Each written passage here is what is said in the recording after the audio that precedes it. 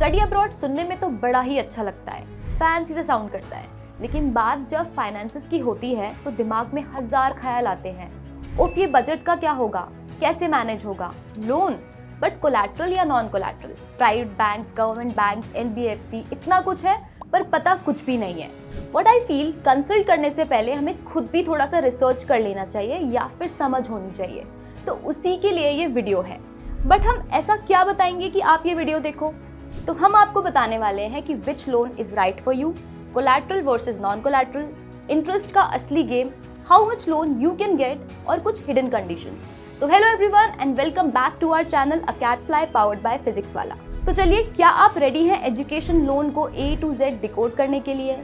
So education loan is basically जो पैसे bank आपको आज पढ़ने के लिए देती है, आपको बाद में उसे विद इंटरेस्ट वापस करना होता है। इसमें आपका कवर होता है tuition fees, living expenses, flight, insurance, books, laptops and other study material as well. So आप बताओ कि आपको पता है ये बात कि अमाउंट कंट्री और कोर्स के हिसाब से चेंज होता रहता है? चलो, नहीं पता थी तो अब पता चल गई होगी। सो लोन दो टाइप्स के होते हैं, collateral loan and non collateral loan. So अगर आपके पेरेंट्स के पास प्रॉपर्टी है, स्टे टिल द एंड, और अगर नहीं है तो फिर ये वीडियो आपके लिए और भी ज़्यादा इंपॉर्टेंट है।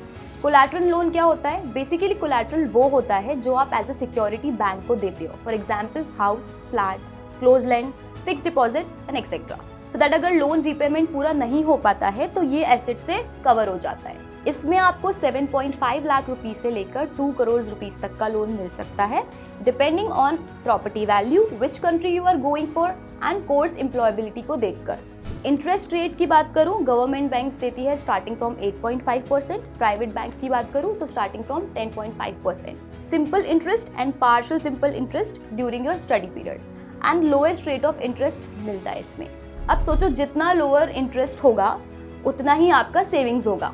मोरेटोरियम पीरियड की बात करूं तो course duration plus 6 to 12 months का होता है। No EMI during study period, but interest accumulate होता रहता है। प्रोस की बात करें तो lowest rate of interest, high loan amount, long repayment like 10 to 15 years. Consequences की बात करें तो property at risk, approval takes 20 to 40 days, heavy paper work होता है, बट उसमें हम आपकी हेल्प करते हैं। सो अब बात करते हैं नॉन कोलैटरल लोन के बारे में। इसमें आपको कोई प्रूफ ऑफ प्रॉपर्टी नहीं देना होता, कोई सिक्योरिटी, कुछ भी नहीं। इसमें लोन मिलता है आपकी प्रोफाइल को देखकर, यूनिवर्सिटी और कोर्स की डिमांड को देखकर, और कंट्री को देखकर कि आप कौन सी कंट्री के लिए अप्लाई कर रहे हो। लोन अमाउंट की बात करूँ तो 20 से 40 lakh rupees on average, up to 75 lakh rupees top profiles को, और 1 करोड़ से ज़्यादा कुछ एलीट यूनिवर्सिटी के लिए मिल जाता है। इंटरेस्ट रेट की बात करते हैं, गवर्नमेंट बैंक्स देती है स्टार्टिंग फ्रॉम 9.8%, प्राइवेट बैंक्स देती है 10.5%। फ्लोटिंग रेट्स होते रहते हैं। High risk is equals to high rate of interest. ये लोन भी आपको government bank, private banks and NBFCs तीनों ही देती है। अब इसमें हम प्रोज की बात करते हैं, no property at risk, faster approval 10 to 5 days में, less documentation, perfect for urgent intakes. Cons की बात करते हैं, high rate of interest, limited university होती है, हर यूनिवर्सिटी के लिए एप्लीकेबल नहीं हो पाता है, स्ट्रॉन्ग को एप्लीकेंट रिक्वायर्ड होता है, EMI का प्रेशर थोड़ा ज़्यादा होता है after post study. Collateral versus non collateral, let's simplify this with one line. Collateral loan is equals to low interest and high responsibility, non collateral loan is equals to high flexibility and high cost. No loan is good और bad, सब आपके decision पर matter करता है। Now which loan is right for you? Choose collateral if parents have property, you are planning 6 to 12 months early, you want low EMI.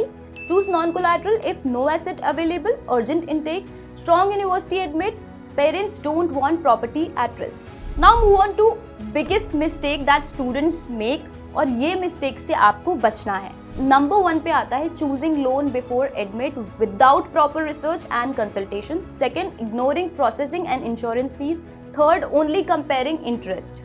Fourth, not reading foreclosure terms, and fifth, trusting guaranteed loan ads. ऐसा आपको नहीं करना है, आपको खुद से भी अपनी थोड़ी सी रिसर्च करनी है, चीज़ें समझनी है, उसके बाद ही आपको कोई स्टेप उठाना है।